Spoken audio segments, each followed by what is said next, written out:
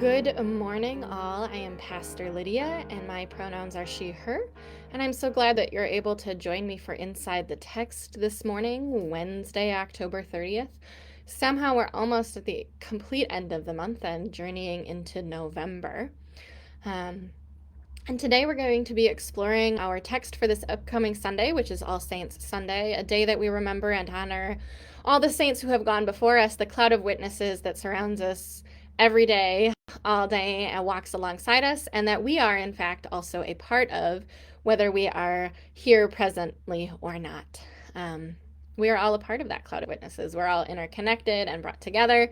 But All Saints Sunday is a special day to honor and remember those, to share in our grief, but also in our joy of what is to come and the promise of not only being brought back to life, but new life and God doing something new in and amongst us constantly. The text for this coming Sunday comes from the Gospel of John, chapter 11. Before we dive into that, however, I invite you to just center yourself, take a few deep breaths, open yourself up to what God is stirring within you, what rises in your body and in your mind and whole being, and just be present in this moment. I'm going to join you in those deep breaths.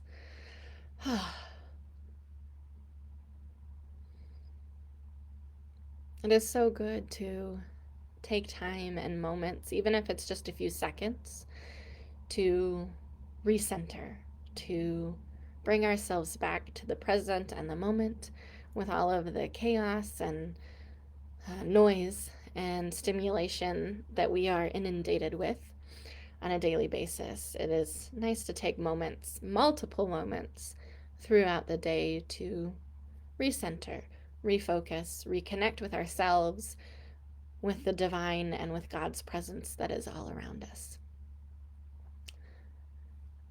Again, our reading for this coming Sunday for the Gospel is from the Gospel of John, chapter 11. And we begin with verse 32 and read all the way through to verse 44. So if you have a Bible or want to get your Bible to follow along, please feel free to do so. And we will begin here reading. When Mary came where Jesus was and saw him, she knelt at his feet and said to him, "Lord, if you had been here, my brother would not have died." When Jesus saw her weeping, and the Jews who came with her also weeping, he was greatly disturbed in spirit and deeply moved. He said, "Where have you laid him?" They said to him, "Lord, come and see." Jesus began to weep. So the Jews said, "See how he loved him?" But some of them said, "Could not he who opened the eyes of the blind man have kept this man from dying?" Then Jesus, again greatly disturbed, came to the tomb. It was a cave, and a stone was lying against it. Jesus said, "Take away the stone." Martha, the sister of the dead man, said to him, "Lord, already there is a stench because he has been dead 4 days." Jesus said to her, "Did I not tell you that if you believed, you would see the glory of God?" So they took away the stone, and Jesus looked upward and said, "Father, I thank you for having heard me. I knew that you always hear me, but I have said this for the sake of the crowd standing here, so that they may believe that you sent me." When he had said this, he cried with a loud voice, "Lazarus, come out." The dead man came out, his hands and feet bound with strips of cloth, and his face wrapped in a cloth. Jesus said to them, "Unbind him and let him go."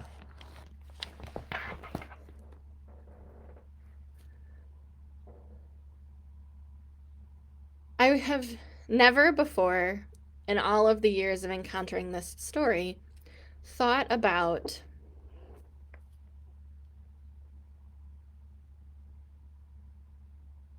what it must have been like to witness a body coming back to life, to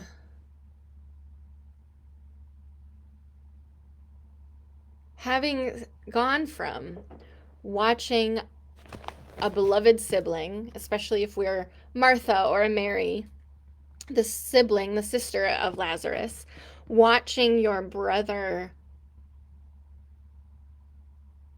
decline and pass away, laying him to rest, going through your ritual of burial and wrapping him in cloth, laying him in a tomb and placing a rock over that space with the sure and certain knowledge that you will never see him alive in this lifetime again. And the deep grief and fear and confusion that comes from loss, and also from not having your friend Jesus, who you have seen perform miracles, be there to prevent this tragedy from happening. To go from that space of grief and fear and loss and anger and frustration to confusion and maybe even a little bit of horror at watching and witnessing a body being brought back to life. Not just, sometimes we don't really think about what that process would be, that it's not just always going to be maybe a snap of Jesus's fingers and the body is back just how it was, but that decayed smell goes first, or the pallor of the skin softly gentles back to a flush instead of a gray, or bone and sinew and muscle regrows. Organs begin moving and working again. Blood begins flowing again. It's a very physical, grotesque process, potentially, to have witnessed that. And so I've never thought about it from that perspective. The other perspective I've never thought about it from is Lazarus's perspective. What must it have been like to go through the process of dying, to feel the body, your own body, slowing down, stopping its functions, to taking your last breath,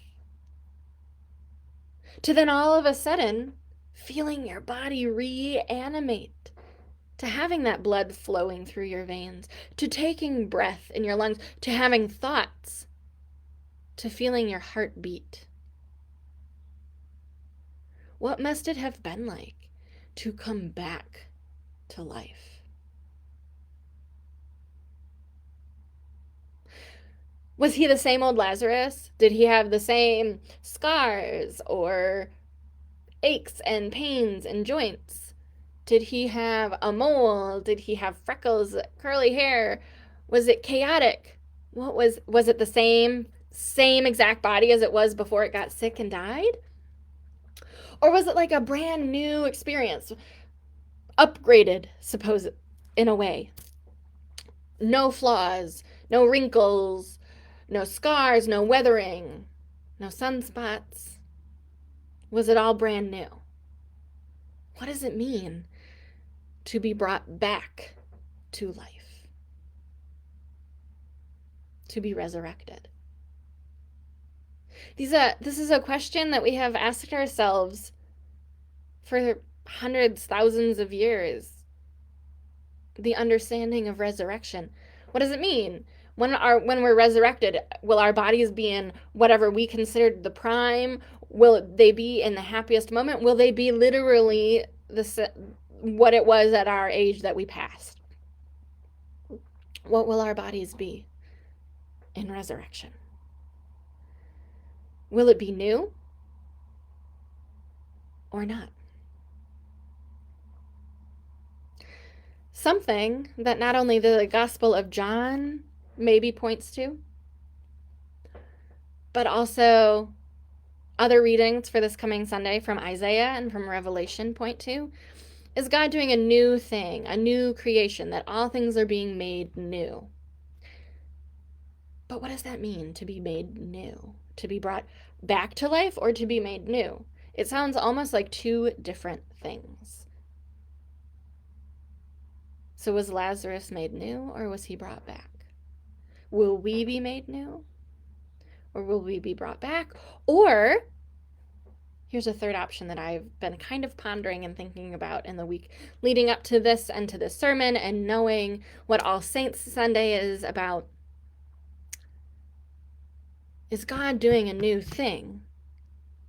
Bringing about a new heaven and a new earth, bringing about new life in us that isn't just about the resurrection of the body or being brought back to life after death, but that the new thing is constantly being transformed and changed and resurrected within us, even when we're living.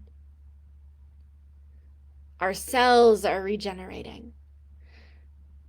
We are relearning or learning afresh or newly every day. We're going about our days. Martin Luther wrote that every day we die to sin and rise to new life. Every day God is at work in us doing a new thing. So maybe resurrection and being brought back to life is not just about physical bodily death. Maybe we also can explore and understand, as Jesus said, "Did I not tell you, if you believed, that you would see the glory of God?" That the glory of God resides in all of us every day, all day. That God is in and amongst all living things and all of creation, constantly resurrecting and breathing new life into us. Every breath we take is new life. Every breath we take is resurrection. And when we live into that resurrection, we liberate and heal and bring closer together all beings that are beloved by God. Every single being in all of creation is brought together in this new heaven and this new earth that is here already and is still yet to come. Both and. New every day. It's something to explore and think about as we also process and honor our grief and loss of loved ones,